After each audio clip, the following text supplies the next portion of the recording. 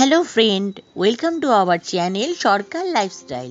আশা করছি আমাদের এই বেনারস টু রাজগীরের প্রত্যেকটা এপিসোড তোমরা দেখেছো। আর যদি না দেখে থাকো, আমাদের আই বাটনে ভিডিওর শেষে এবং ডেসক্রিপশন বক্সে লিংক দেওয়া থাকবে, তোমরা একটু কষ্ট করে দেখে নিও কেমন। আমরা রোপওয়ে করে প্রায় 600 মিটার কিভাবে আমরা বৌদ্ধস্তূপে গিয়ে পৌঁছালাম, তার টিকিটের মূল্য কত, প্রত্যেকটা তথ্য আমরা তুলে ধরবো এই ভিডিওর মাধ্যমে। তাছাড়াও এখানে দেখাবো নালন্দার বিশ্ববিদ্যালয়ের ধ্বংসস্তূপ, কালো বৌদ্ধ মন্দির, জৈন মন্দির, শিল্পগ্রাম আর হিউয়েনসাংয়ের মিউজিয়াম। তাহলে চলো আমরা ভিডিওটা শুরু করি। আর শুরু করার আগে আরেকটা অনুরোধ তোমাদের কাছে করছি, পুরো ভিডিওটা দেখার জন্য। যদি তোমাদের ভালো লেগে থাকে তাহলে লাইক, শেয়ার, সাবস্ক্রাইব অতি অবশ্যই করে দিও কেমন। এটা হচ্ছে গুন্দকুট ভবন। এর ভেতরে এখন সুন্দর মার্কেট প্লেস করেছে, অনেক রকম জিনিস পাওয়া যাচ্ছে, তবে দামটা একটু বেশি। এখানে ফুড কোর্টেরও ব্যবস্থা আছে, তোমরা চাইলে পরে এখানে দুপুরের খাবারটা খেতেই পারো। আর বাইরে তো নানা রকম স্টল বসেছিল, যেরকম শসা, আইসক্রিম, ঝালমুড়ি, নানা রকম স্টল বসেছিল। আর এখানে পার্কিংয়ের জন্য নিচ্ছে 50 টাকা করে। আর জনপ্রতি আমাদের রোপওয়ে টিকিট নিয়েছে 120 টাকা করে। এখানে সব নতুন করে রিনোভেট হচ্ছে। এখানে কিন্তু লিফটের ব্যবস্থা আছে, তবে প্রথমে যতক্ষণ না আর কি 2টো অবধি রোপওয়ে চলে ততক্ষণ কিন্তু লিফট বন্ধ থাকে। আবার 2টোর পর থেকে যখন আবার রোপওয়েটা স্টার্ট হয় তখন আবার লিফটটা তারা চালু করে দেয়।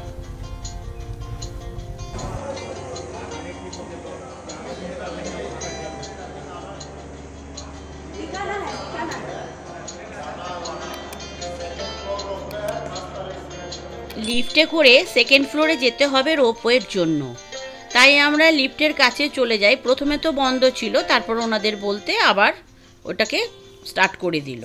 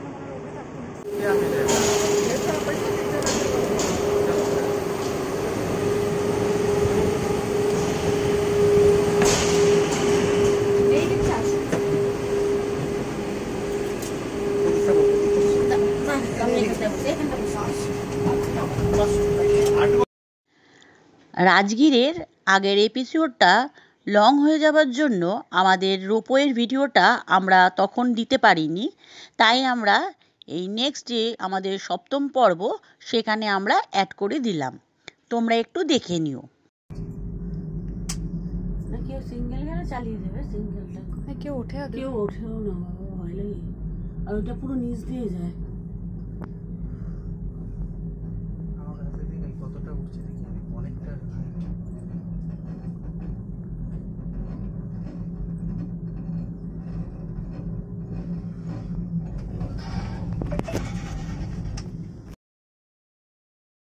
প্রাচীন মগধ সাম্রাজ্যের রাজধানী ছিল।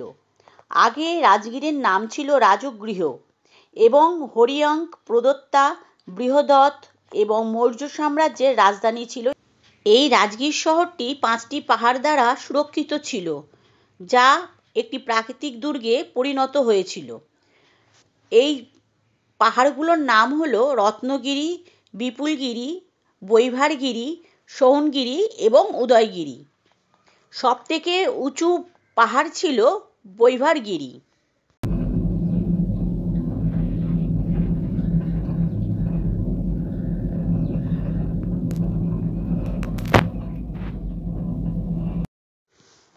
এই রাজগীর শহরটি প্রায়শই প্রাকৃতিক দুর্যোগের কবলে পড়ত, তখন অজাতশত্রু পাথরের দেওয়াল তুলে সুরক্ষিত করেন এই রাজগীর শহরটাকে।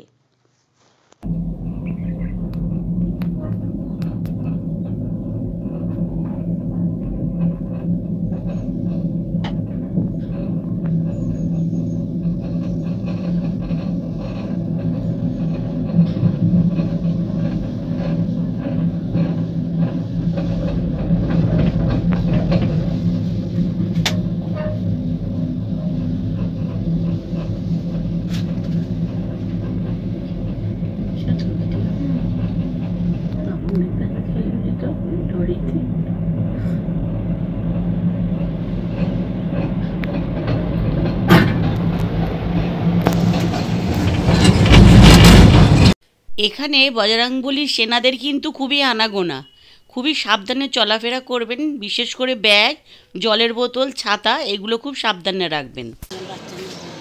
না বাচ্চা নিয়ে কিছু চুরি করবেন। কেমন করে দেখুন ভদ্রমহিলা বসে রয়েছে বাচ্চাকে নিয়ে।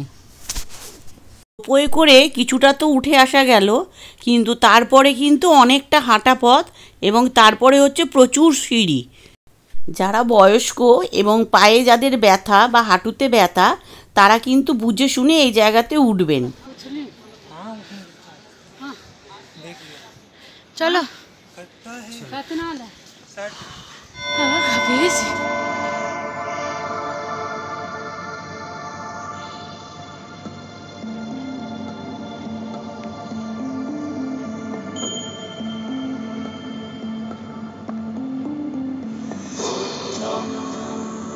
शरणं गच्छामि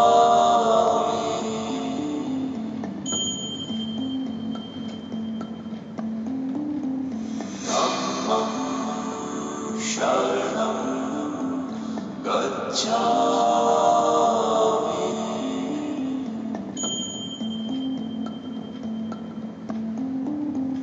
संघं शरणं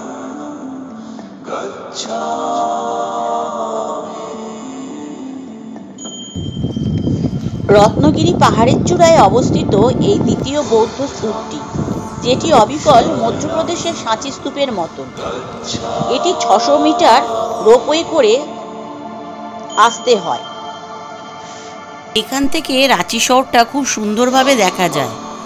কথিত আছে যে রাজা বিম্বিসারকে যখন অজাতশত্রু আটকে রেখেছিলেন তখন নাকি উনি এই বৌদ্ধস্তূপের দিকে তাকিয়ে থাকতেন আর বৌদ্ধ মন্ত্র স্তব করতেন। 1969 সালে জাপানিরা মার্বেল পাথর দিয়ে এই স্তূপাটি নির্মাণ করেন এবং তার সাথে চতুর্দিকে গোল্ডেন কালারের বৌদ্ধ মূর্তিও নির্মাণ করেন।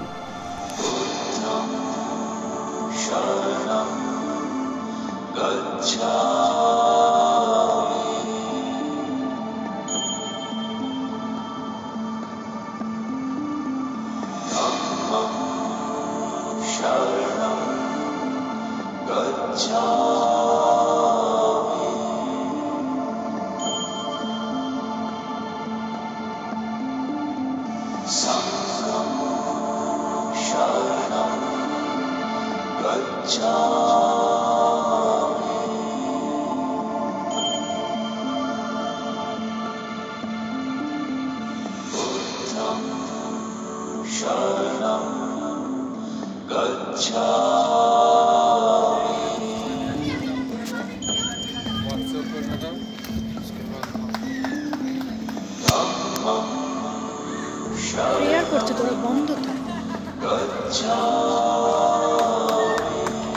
যেতে পারবো। হ্যাঁ জুতো খুলে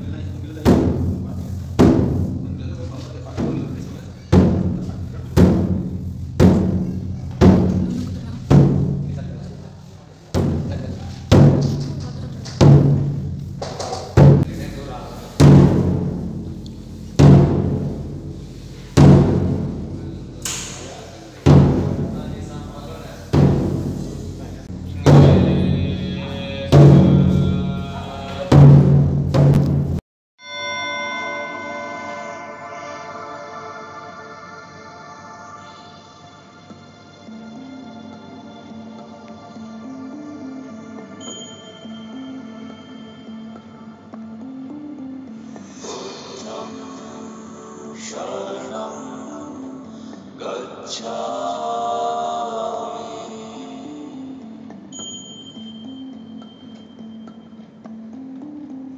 धम्मं शरणं गच्छामि।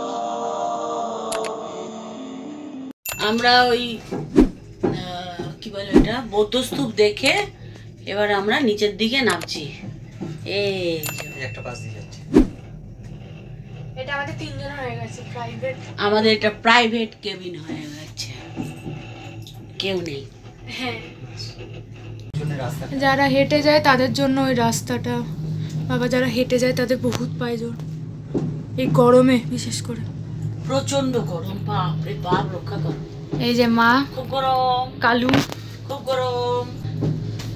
বাবা এই অনেকদিন বাদে তোমার হয়ে কেউ গাড়ি চালাচ্ছে, তুমি চুপচাপ বসে আছো, পাহাড় থেকে এমনি এমনি নামছো। এই যে আমরা পৌঁছে আমরা তিরকুট পাহাড় থেকে যখন নেমেছিলাম, সারাদিন রোদে ঘুরে ক্লান্ত হয়ে পড়েছিলাম। আমরা হোটেল রুমে ফিরে চিকেন 65 আর মিক্স চাউমিন ডিনার করে নিয়ে আমরা রেস্ট নিয়ে নিলাম, কারণ পরের দিনকে আমাদের চেক আউট। আমার চ্যানেল সরকার লাইফে এখন আমরা চলে এসেছি নালন্দা বিশ্ববিদ্যালয় দেখতে।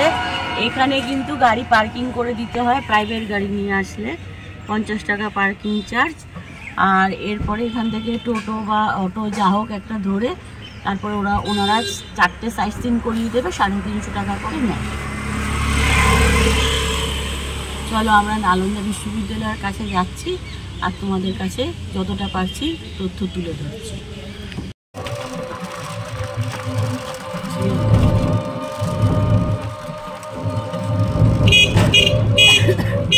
প্রথমেই আমরা চলে আসলাম শিল্পগ্রামে। এখানে টিকিট মূল্য 30 টাকা।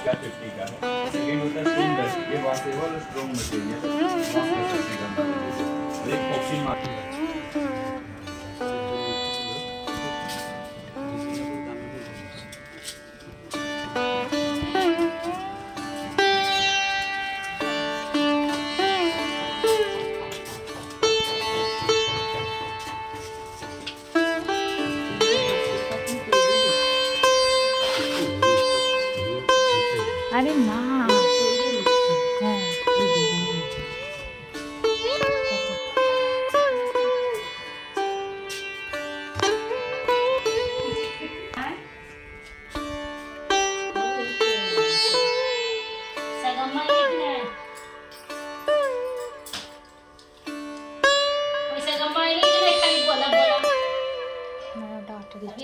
চুমকিগুলো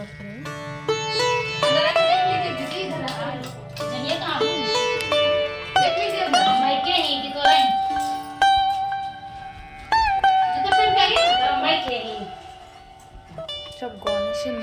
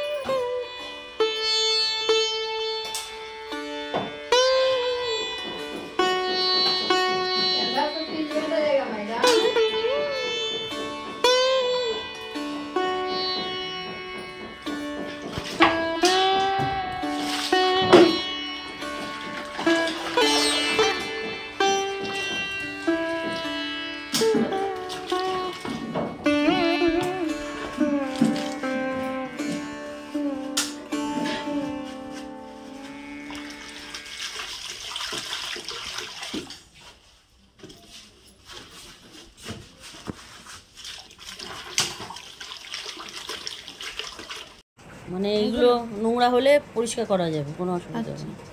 এই যে এই কালোটাও তাই, পাথরের গুঁড়ো দিয়ে করা। এই যে এইগুলো 150 টাকা করে, আর এটা 40 টাকা, আর ওইটা 50। কোনটা ওই কালোগুলো নাকি হ্যাঁ, সাদা? সব সব ওই সাইজটা পুরো। আচ্ছা एक साइज का एक रेट है, আচ্ছা मैंने कलर 3 रहेगा। 150 বলছে, সেটা একটু দেখো কত হবে।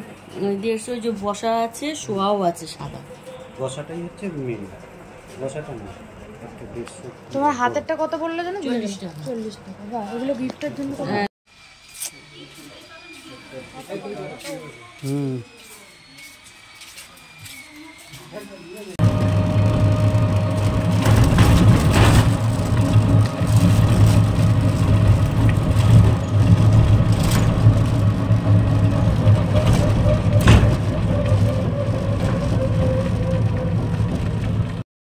বুদ্ধদেবের যে 5 শিষ্য ছিলেন তাদের এখানে সমাধিস্থ করা হয়েছিল।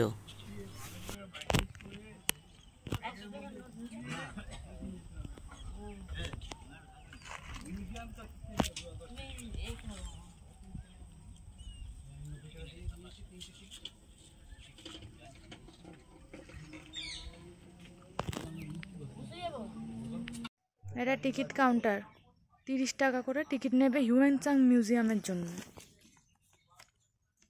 এই যে টিকিট।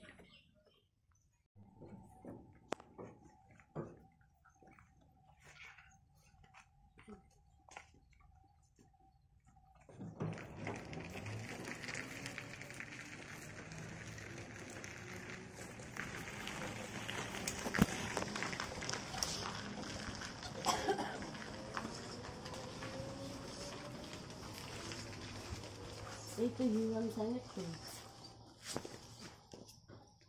পর্যটক হিউয়েনসাং।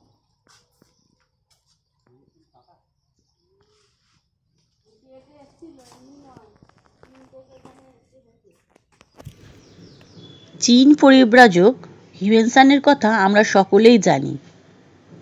ইনি চীন দেশে গিয়ে আমাদের বৌদ্ধ ধর্ম প্রচার করেন। হিউয়েনসাং 630 খ্রিস্টাব্দে ভারতে আসেন এবং তার ভ্রমণ কাহিনীমূলক বিখ্যাত গ্রন্থটির নাম হল সি ইউকি। এই গ্রন্থটিতে তিনি তার ভারত ভ্রমণ এবং তৎকালীন ভারতের সামাজিক, রাজনৈতিক ও ধর্মীয় অবস্থার বিস্তারিত বিবরণ লিখেছেন।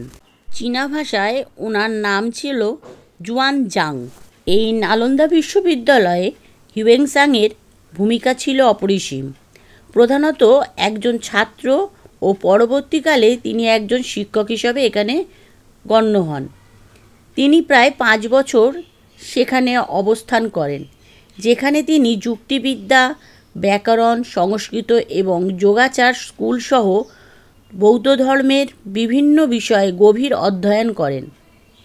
তার সময় নালন্দার অধ্যক্ষ ছিলেন শিলভদ্র, যার অধীনে তিনি তার শিক্ষা সম্পন্ন করেন। হিউয়েনসাং নালন্দার শিক্ষা ব্যবস্থা ও তৎকালীন ভারতের সামাজিক, ধর্মীয় অবস্থা সম্পর্কে মূল্যবান বিবরণ লিপিবদ্ধ করেছেন, যা আজ গুরুত্বপূর্ণ ঐতিহাসিক উৎস। তিনি ভারত থেকে প্রায় 657টি বৌদ্ধ ধর্মগ্রন্থ চীনে নিয়ে যান এবং সেগুলো অনুবাদ করেন, যা চীনকে বৌদ্ধ ধর্মে সমৃদ্ধ করতে সাহায্য করে।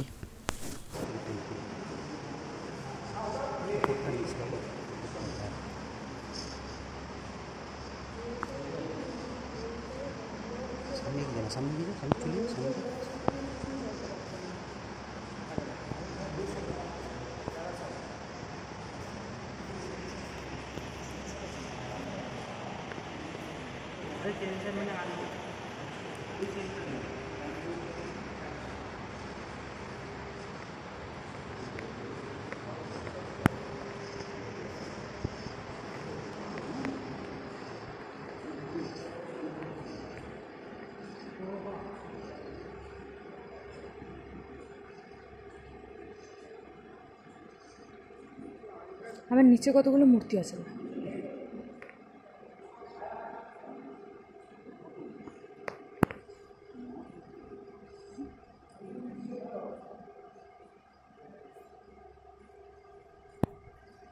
বুদ্ধাস ফুটপ্রিন্ট। ওই যে পায়ের ছাপ।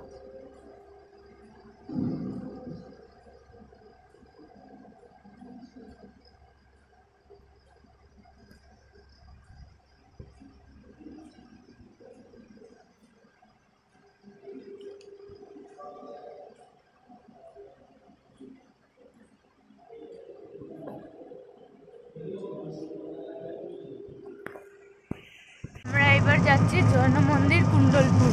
শিল্পগ্রাম আর মিউজিয়াম করে এখন আমরা যাচ্ছি ওইখানে কুণ্ডুর কাছে।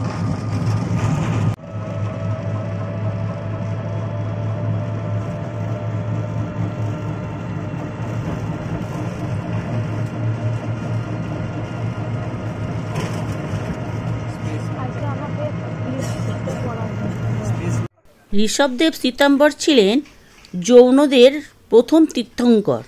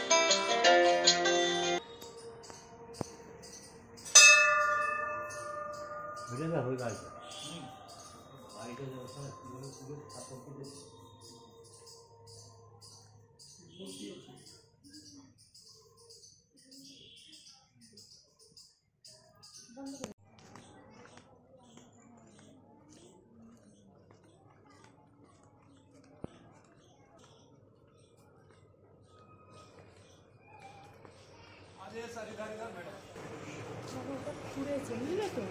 ঘুরে মূর্তিতে উঠেছে, ওই যে ওখানে পাঁচিলটা দেখে।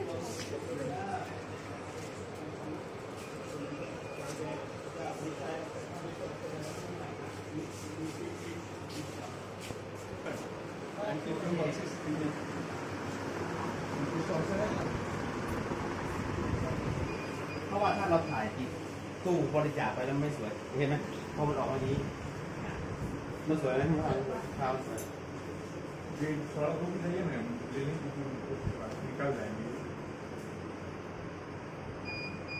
ขยับอีกไม่สิขยับหันขยับบางตู้ให้มัน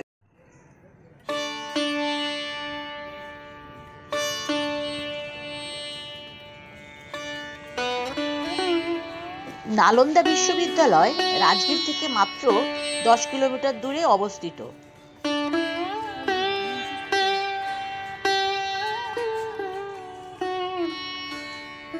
এই নালন্দা বিশ্ববিদ্যালয়ে প্রবেশ করার সময় দেখলাম টিকিট কাউন্টারে ভারতীয়দের জন্য 40 টাকা করে এবং বিদেশিদের জন্য 600 টাকা করে মূল্য ধার্য করা হয়েছে।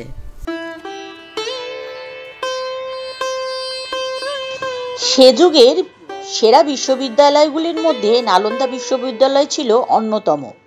দেশ বিদেশ থেকে বহু কৃতী ছাত্ররা এখানে শিক্ষা চর্চা করতে আসতেন।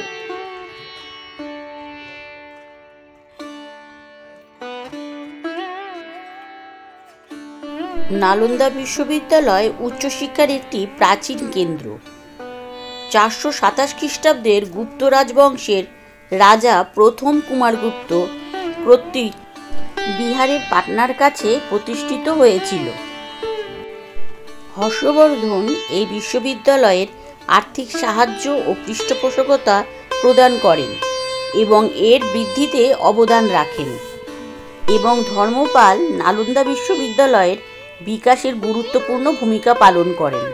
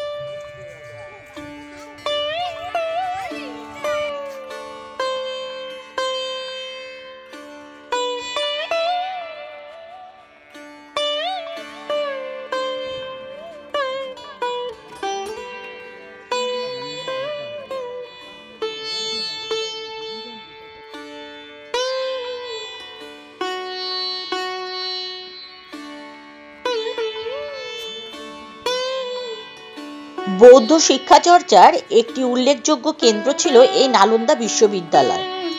দ্বাদশ শতক পর্যন্ত অক্ষতভাবে ছিল এই নালন্দা বিশ্ববিদ্যালয়। তারপর বহু লুটপাট ও হামলার ফলে এই ধ্বংসস্তূপে পরিণত হয়েছে আজ এই নালন্দা বিশ্ববিদ্যালয়।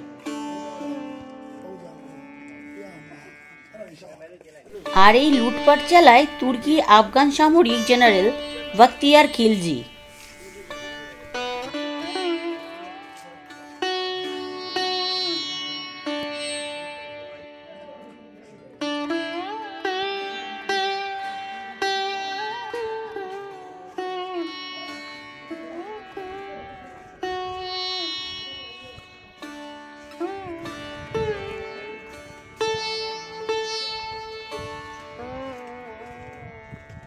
দাঁড়া, এখান থেকে ঘুরিয়ে দিয়ে আগে একবার।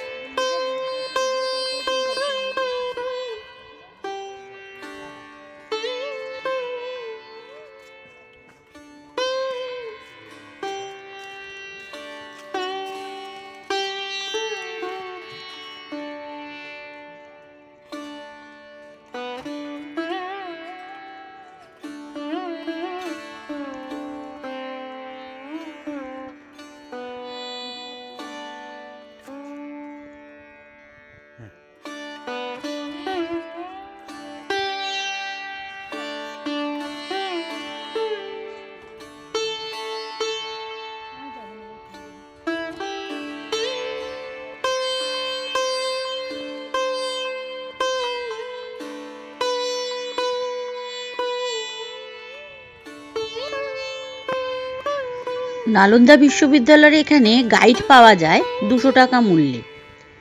আমাদের হাতে খুবই কম সময় ছিল, কারণ আমরা কলকাতায় আবার ফিরবো, সেই জন্য আমরা তাড়াহুড়ো করে আর গাইড নিইনি।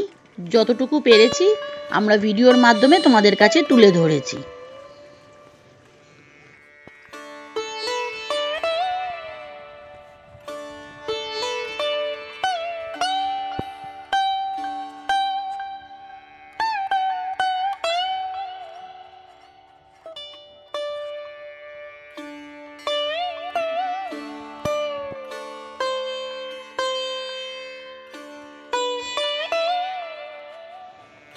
বন্ধুরা, আমাদের এই রাজগীরের এপিসোডটা কেমন লাগলো? যদি তোমাদের ভালো লেগে থাকে তাহলে একটা লাইক করে দিও, আর বন্ধুদের মধ্যে একটু শেয়ার করে দিও, আর যারা নতুন আছো তারা সাবস্ক্রাইব করে নিও, কেমন? তাহলে আজকের মতন আমরা বিদায় নিচ্ছি। সবাই সুস্থ থেকো, ভালো থেকো, আর আমাদের চ্যানেলের সাথে অতি অবশ্যই কিন্তু সাথে থেকো।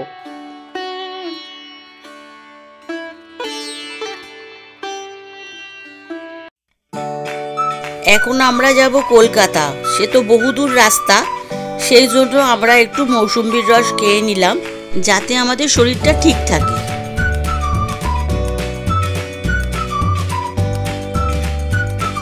একদম ওই নালন্দা বিশ্ববিদ্যালয় থেকে বেরিয়েই এই ফলের জুসের দোকানগুলো রয়েছে। এখানে 20 টাকা করে পার গ্লাস। সম্পূর্ণ ভিডিওটা দেখার জন্য সকলকে অশেষ ধন্যবাদ। সবাই সুস্থ থেকো, ভালো থেকো। তাহলে আজকের মতন বিদায় নিলাম, টাটা।